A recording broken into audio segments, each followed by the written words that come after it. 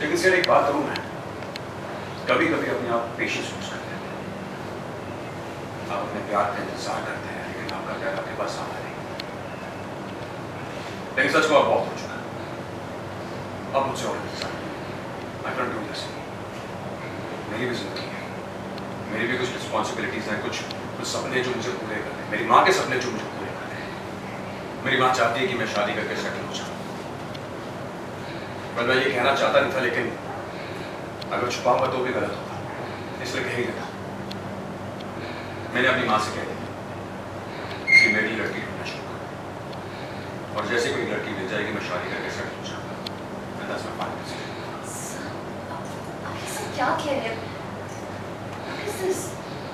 क्या शादी मतलब ईशान, व्हाट ईशान?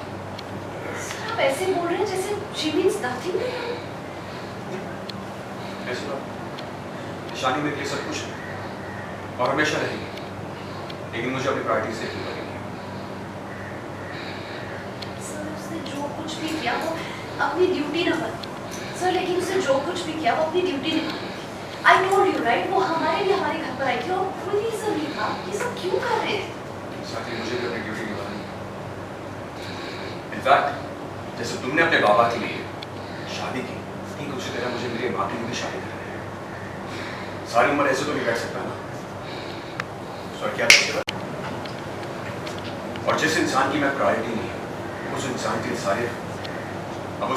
सारी उम्र इंतजार तो नहीं कर सकता। मुझे भी जिंदगी में आगे बढ़ना होगा। सर आप ये सब इसलिए कर रहे हो कि आप हर्ट हैं, आप नाराज हैं, that's it, confused है। नहीं, ना मैं गुस्सा हूँ, ना मैं नाराज हूँ, ना मैं confused हूँ। मैंने ये फैसला बहुत ही सोच समझ कर लिया है। और ईशानी ने मुझे सिर्फ अपने कन्वीनियंस के हिसाब से वक्त दिया।